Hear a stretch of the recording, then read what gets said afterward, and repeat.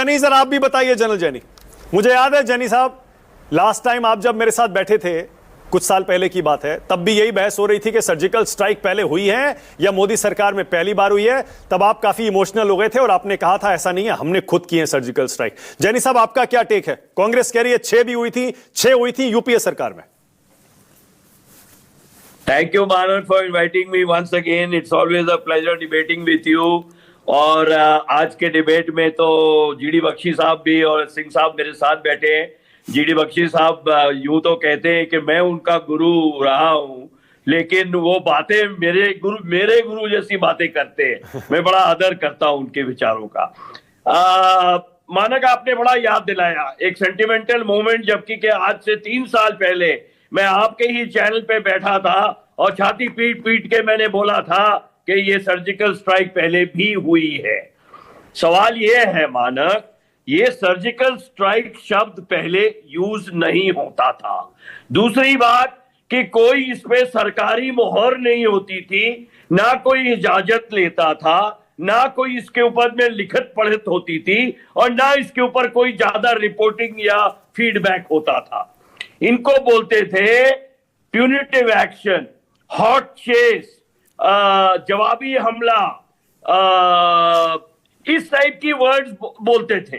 और local action, जैसे बख्शी साहब ने सही बोला, लोकल कमांडर्स इनिशिएटिव लेके और जाके ठोक के वापस आ जाते थे।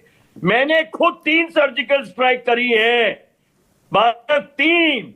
एक बार मैं जगह का नाम नहीं लूंगा, वहां पे मॉर्निंग में सूबेदार मेजर आया मेरे पास और बोला, साहब गजब हो गयो है, राजस्थानी ट्रूप्स हैं मेरे, राजस्थानी बोलते हैं। मैं क्या हो साहब?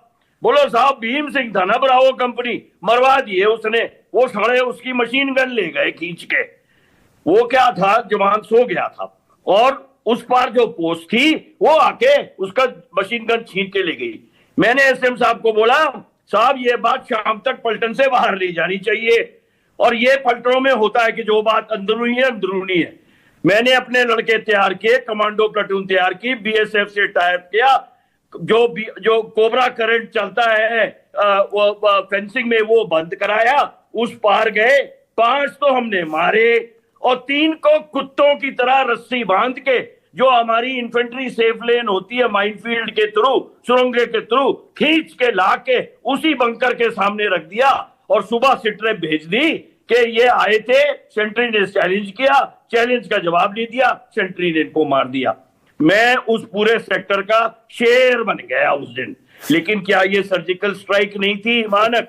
दूसरा, म्यांमार में 1995 में बीजीएस ऑपरेशन था नागालैंड में, और जो ये 6th गैंग NSCN IM का, NSCN Naga socialist council of Muivah group जो है, वो चिटगोंग हिल ट्रैक से हथियार लेके, और जो आपने देखा कि जो नोक बनती है मिजोरम की, वो नोक पे आते हैं, वहां से टोंग खलोंग से होते हुए कोलोडाइन रिवर के साथ साथ वो बर्मा में चल जाते हैं। बर्मा के अंदर अंदर अंदर मणिपुर बॉर्डर पे आते हैं, जो सीधी लाइन, वहां से मणिपुर रिवर के थ्रू होते हुए और NSCN इंटांकी फॉरेस्ट में चले जाते हैं नागालैंड में।